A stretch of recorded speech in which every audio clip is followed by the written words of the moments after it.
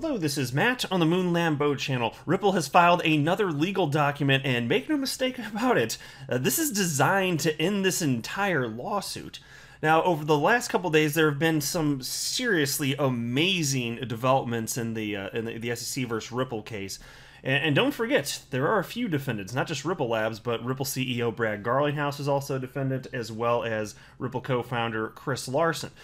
And so, hopefully most of you are aware of what has been happening, but give me like 20 or 30 seconds, however long this takes to get everybody caught up to speed just in case. On July 14th, this letter was written, that's on your screen right now, by 2 of the 5 SEC commissioners who vote to bring, or not bring, litigation against individuals, businesses, what have you. It's titled, "In the Matter of Coin Schedule." So it's been a week now. And this particular piece that was written here, it's right on the SEC website, has nothing specifically to do with Ripple, yet still everything to do with Ripple, with the Ripple case anyway. Because in this write-up, these two commissioners acknowledge that there is not sufficient regulatory clarity, which is crucial for Ripple because Ripple has what's called their fair notice defense, which is simply this idea that, look, Ripple's been conducting business and very transparently in broad daylight for the better part of a decade, and there was no indication from the SEC that what Ripple was doing was illegal, and that's completely unfair. And so if the court finds indeed that Ripple's fair notice defense is valid and it ends up standing, then this whole case is over. It's completely done. That's not speculation. That's just how this all works here. And so this was a huge gift to Ripple. And as a result of this, a couple days ago, it was Brad Garlinghouse's and Chris Larsen's attorneys. They filed documents that highlighted exactly this article. Because think about this, it's the SEC making claims you haven't had fair notice, but then you've got these commissioners with the SEC saying the exact opposite. It's like the SEC can't make up its own damn mind of what is true.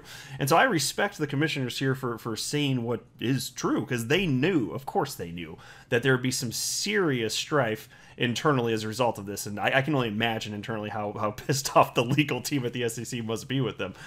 But still, it was the right move. And so anyway, the lawyers for Brad Garlinghouse and Chris Larsen already took action a couple days ago, but the attorneys for Ripple, the company, had not yet done so until just late yesterday. I got word, well, the XRP community got word, thanks to a post from James Filan, who is an attorney and member of the XRP community. And he shared this document that I'm going to run through with you. And so I'll share with you what he said before I even run through it. Here's what James said after reading it himself. He wrote, "It will be interesting to see how the SEC tap dances in its responses to the defendant's filings about the Peirce and Roizman's statement in view of the obvious infighting at the highest level of the commission. The SEC needs to put its house in order." Yes, exactly. And so here is the letter in all of its glory. So it's pretty short. I want to run through this real quick, though. So this is written directly to Judge Torres. "Dear Judge Torres, we write on behalf of defendant Ripple Labs to request that the court consider supplemental authority in support of Ripple's opposition to the SEC's pending motion to strike Ripple's fair notice defense. That authority consists of the recent public statement by SEC Commissioners Hester Peirce and Elad Roizman in connection with the SEC's recent settlement of the coin schedule enforcement action." And let me pause right here. You may be wondering, why is it the case that Ripple filed this document on this subject one day after the attorneys for Brad and Chris Larsen filed theirs? And honestly, I don't know. Maybe it had something to do with the workload. There's all sorts of crazy, like the quantity of documents that's constantly getting filed and the amount of work that goes into it. I mean, who can say?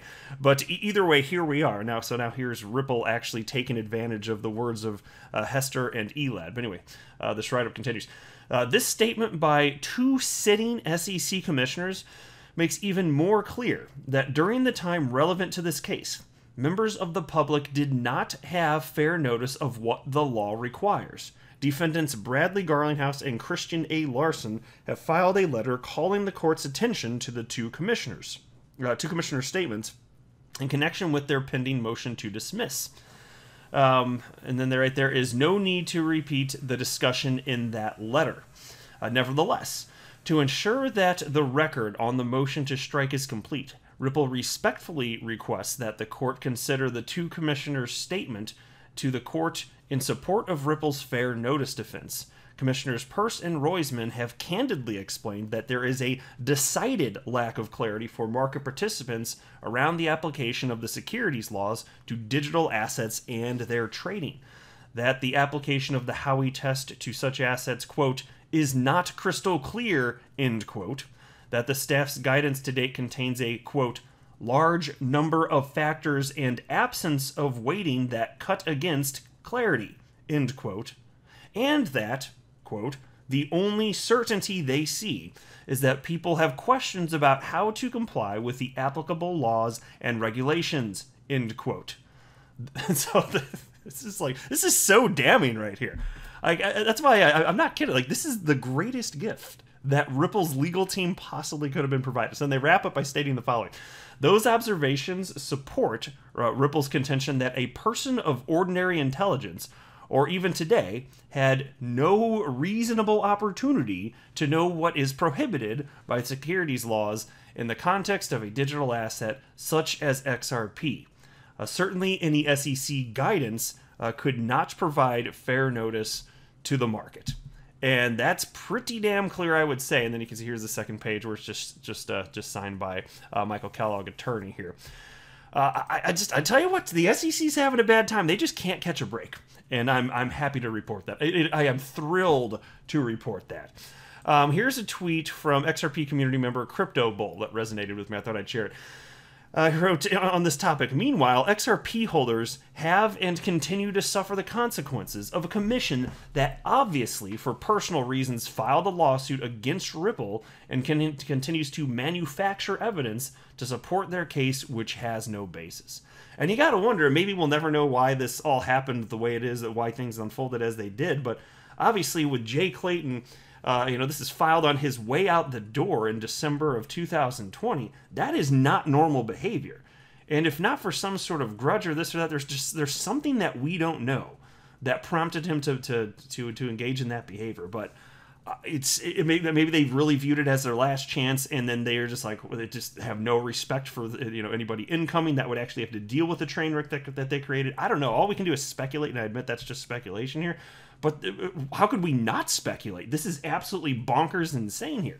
This is like the biggest non-fraud case that's been filed by the SEC in decades. And look at the manner in which this is handled. And so there's such far-reaching repercussions, and the SEC absolutely devastated the financial well-being of the investors that they're supposed to be attempting to protect. Multi-billion-dollar losses and all this. It's absolutely insane. And so the good news is, I'll tell you what, if I were an attorney, I would not want to be in the position of the SEC, because it's clear that the evidence is not in their favor. History will show that they are not on the right side of this thing. That's what I firmly believe to be the case here. And then Ripple, they get this gift from Hester and Elad. My gosh, who would have seen that coming, right? So there you go. Ripple officially filed. So I just wanted to put out a video just highlighting the quick update here. And as the documents keep on coming in, I will continue to be covering it. But it's wacky. It's hard to believe sometimes this is actually real. Like, this is actually what's happening. And there really is serious infighting at the SEC. That much is rather clear. James File, an attorney in the XRP community here, it's hitting the nail on the head. It's clear that this is infighting, because Hester and Elad absolutely knew that this would be handing a big W to Ripple. So there we go. But I will go ahead and wrap up there. I am not a financial advisor. You should not buy or sell anything because of anything that I say or write. That would be a very, very, very bad idea. Until next time, to the moon, Lambo.